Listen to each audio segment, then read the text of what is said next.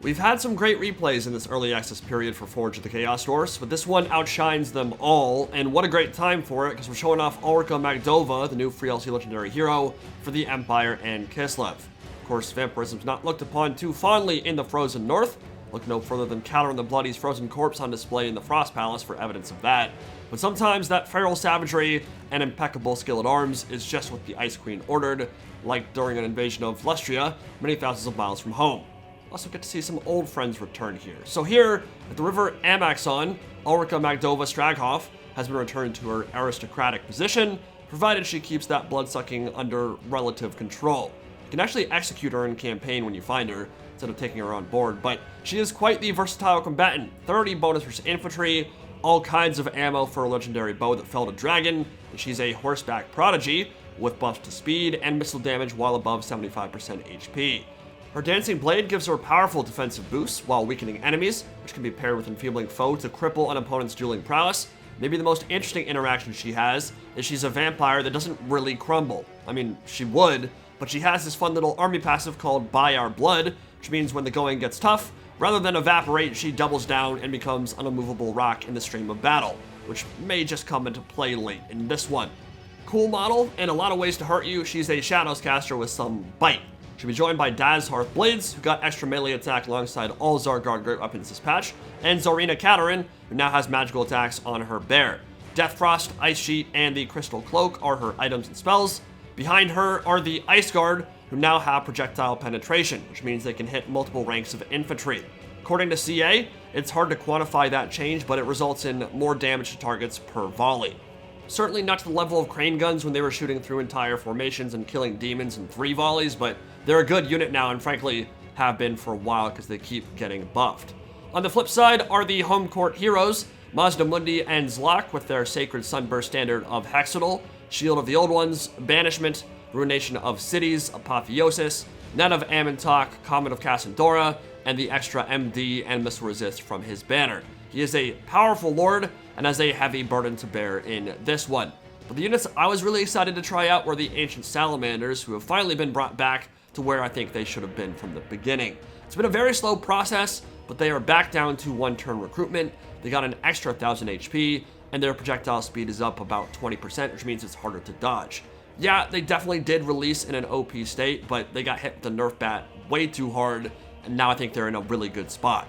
As a celebration, I brought 2 of them this battle, and they'll have an important role to play as a source of cheap terror and a way to explode enemy infantry. And they'll be supported by 2 Spear Riders, 2 regular Cold Ones, and a swarm of Skinks, which seem to be the more competitive choice for infantry in multiplayer these days. And as the battle gets underway, we're going to try to take the ridgeline and sit high above the Kislev army, or rather 10 feet above the Kislev army, and try to blast them from the flank with some Ancient Salamander volleys. The magma that thing spews can really devastate tightly packed infantry like Kislev has.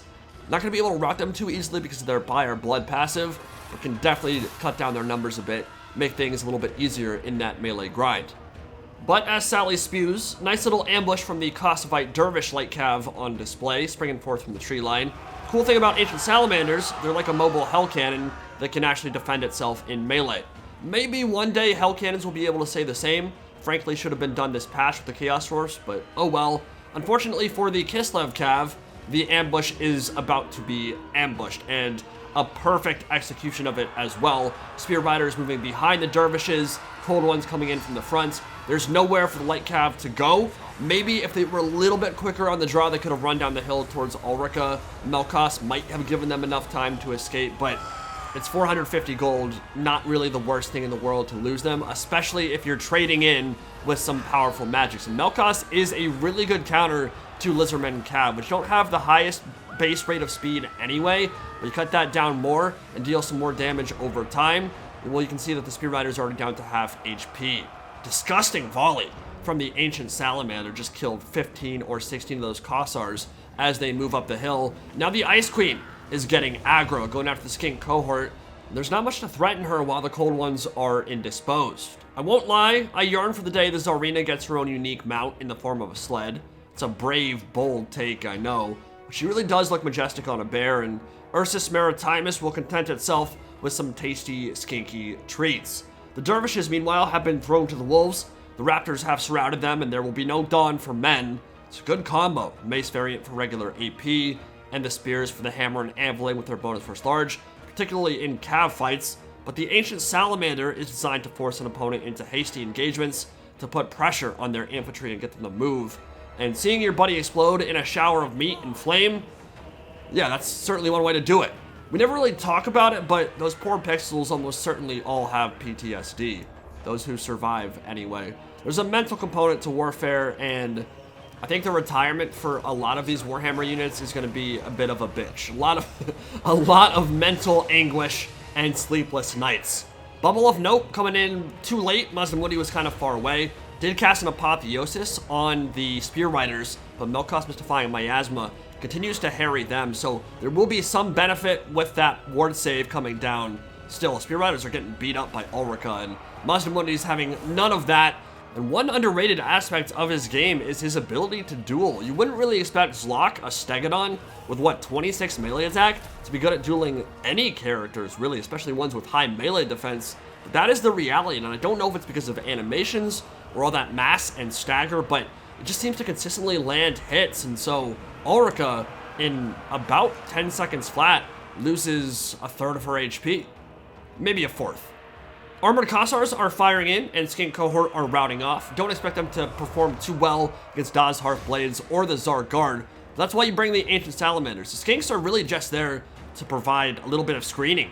They are the sacrificial lambs, so the Ancient Sallies can do their dirty work, but they are being targeted by the Ice Guard and by those Armored Kossars. We're not seeing any Streltsy here.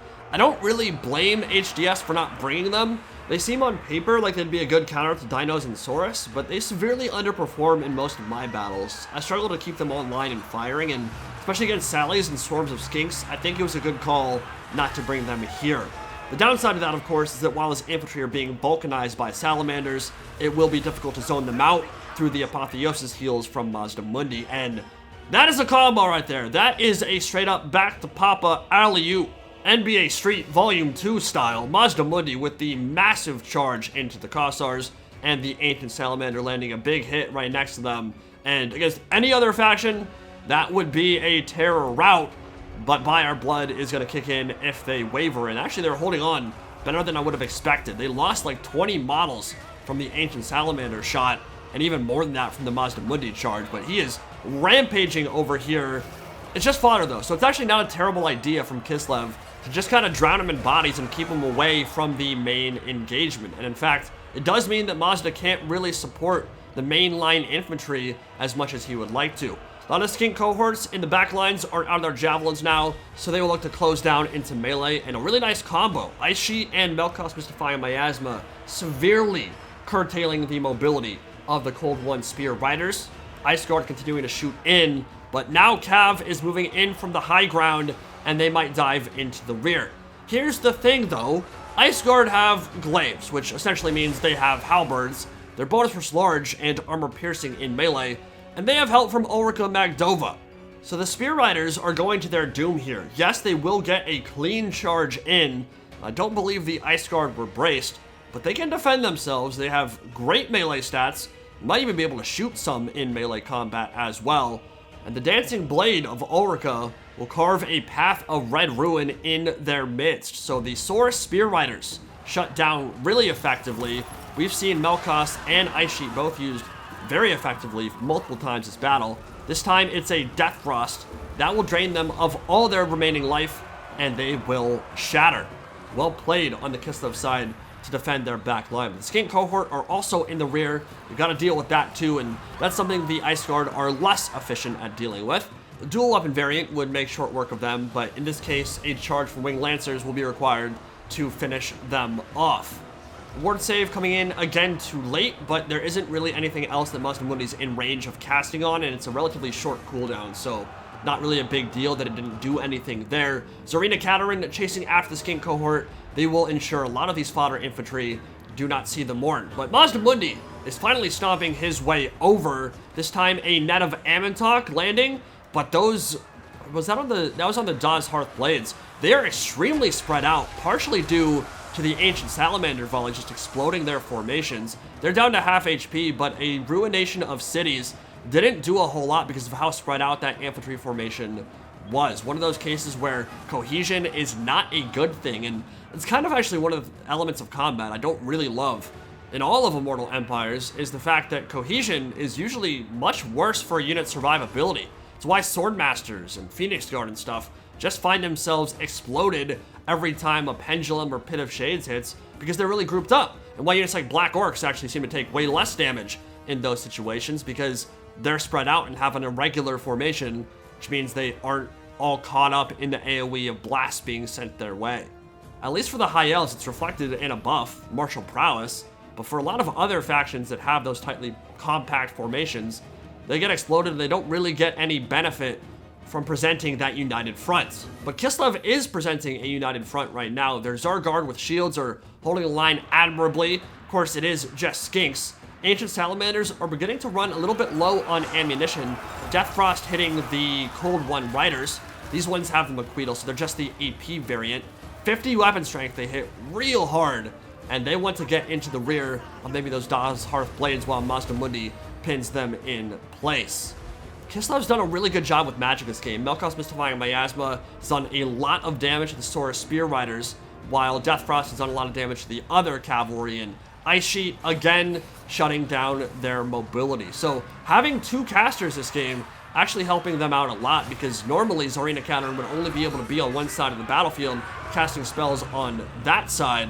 In this situation, Ulrika was able to go up to the ridgeline, cast Melkoth up there, while Zarina Caterin was casting Ice Sheets in the center. So good positioning, good use of magic thus far.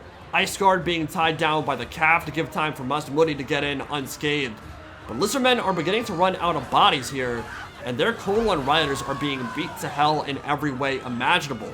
In melee, being shot, being drained of their life essence by two unfeeling, cold-hearted wenches, and now they're beating up on a cute dinosaur. What is wrong with these people? They're so mean. Leave Mazda alone.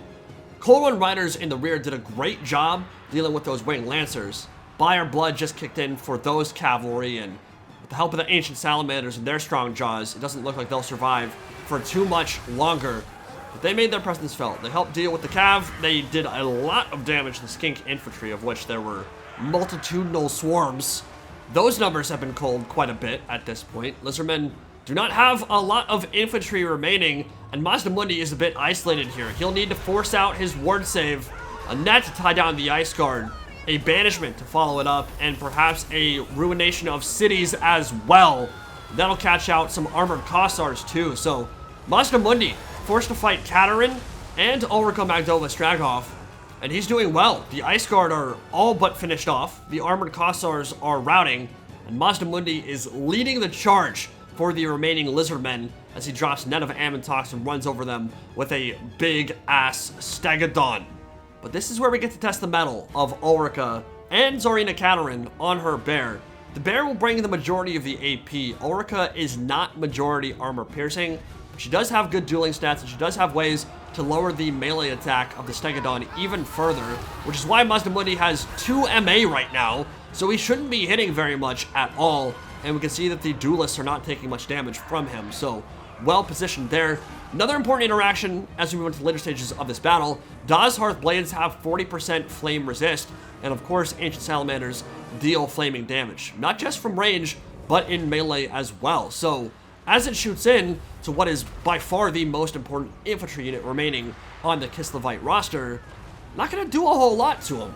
Melkoth has been an incredible choice for Ulrika this game. I'm not sure I've ever casted a replay where Melkoth got this kind of value against cavalry. They've had so many options for slows and for whittling down their numbers, and in a lot of circumstances, I think the Cold One Riders would have taken over this game, but because of the casting from both Caterin and Ulrika, the Clever Girls really haven't had the performance they would have liked. Not that they've done bad here, but wow, Daz Hearth Blades are up to 261 kills, which is only 500 value because they've only been killing skinks. Ancient Salamander moving up into melee, and over the left side of the screen, the other Ancient Sally is chasing after some infantry to ensure they do not return, but it will need to come back. Mazdamundi trying desperately to keep his Cold One Riders in the fight and provide him a little bit more cushion. Ward saves, cold-blooded, every leadership buff he can possibly throw in there to keep them in this grind. But Zarina Katerin and Ulrika are winning that fight. Lizardmen Cav is routing off after that rear charge from the Kislevite infantry. Skink Cohort are trying to get in to reinforce, but being blocked up by all these shield walls. More Skink Cohort, just remnants of them, kind of filing in one by one. And Mazdamundi and Zlak are beginning to drop low. I don't think he can take on Ulrika and Zarina Katerin on her Warbear without more help. He needs these Ancient Salamanders to get in and start fighting too. And that's where that HP buff in and of itself could really make a large impact here. That Ancient Salamander has 2,000 health remaining. It would have only had about 900 or so without that change.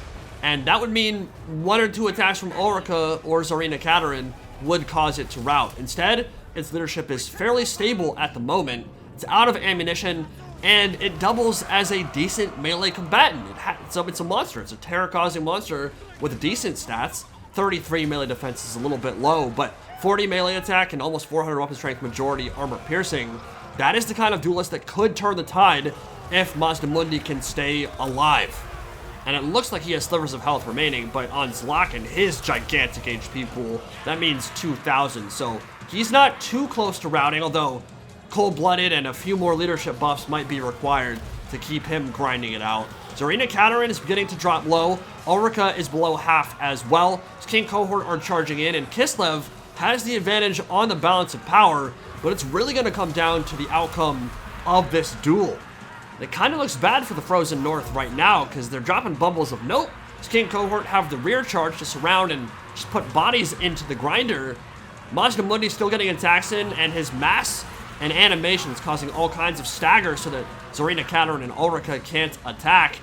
And it looks like the Ice Queen may rout off with the help of the Salamander, and surely the Lizardmen have this game now, right? But Kislev's perhaps unique amongst the Order factions in their ability to dig deep, and when those waters are getting real high, they manage to hold on because of that Buy Our Blood passive and deal a lot of damage back to equalize those numbers or HP values. And for every other lord in the game, basically, would have routed off there, surrounded by a Stegodon, getting munched on in the rear by Ancient Salamanders, Skink Cohorts whittling down too. Zarina Katerin held on, and she is still alive, and she just routed Mazdamundi. Zlak down to 191 HP. Ulrika strikes the killing blow. Huge loss for the Lizardmen. Balance of power 70-30 in favor of Kislev. Ancient Salamander's the only thing remaining for the Lizardmen that matters. But that's saying a lot, because that's 2 terror-causing monsters that have the potential to outduel Ulrika if they get a full surround, and it's a great way to test their efficacy, right? Extra HP buffs. They've certainly done a lot of damage via their shooting this game, but now it's all about their melee prowess. 43 MA, 30 MD. I don't believe they're going to get any extra damage versus Ulrika because of their flaming. Ulrika doesn't have regen, she has hunger, which I don't believe imbues flame weakness. But Zarina Katerin came back on her Warbear. One of the Ancient Salamanders is wavering. Now Zarina Katerin is routing and she's dead. Huge loss for Kislev. And even though it's now 80-20 in favor of Kislev on the balance of power, because Ulrika's very mighty, she still has to contend with Skink Cohort and 2 Lagartos Calientes. Very spicy lizards. Dancing Blade imbuing her with 24 melee defense and 40% physical resistance, which is hugely impactful here. Severe debuff on those lizards, and also lowering their melee attack with the Dancing Blade as well by 24. So she's outdueling one of the Ancient Sallies, but the other one is getting attacks in from the flank.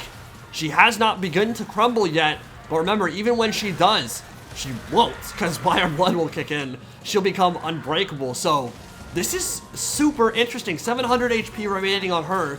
She is regenerating from hunger, though, because she's in melee combat.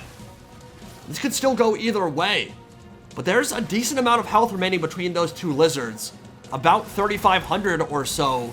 Ulrika has a lot of work to do. She has to rout one of them right now or she is boned. And in this situation, the Ancient Salamanders are going to take the battlefield and literally are the only remaining models left. and they were very impressive in that duel with Ulrika and Tsarina Katerin. I don't know if they have a higher attack interval than some other units, but they seem to attack very quickly and cause a similar amount of, maybe not as much stagger as Mazdamundi on Zlok, but enough to really kind of disrupt what Tsarina Katerin and Ulrika were trying to do in those duels, because they did not land many attacks against the Salamanders at all. Mazdamundi was great this game, but the Ancient Salamanders, they were really great support. They did everything I could have asked of them and more. Cold Riders, they put some pressure on the rear for sure. They dealt some damage to the Ice Guard, and they killed off some cavalry, and they were annoying for the Kislev army for the majority of that battle.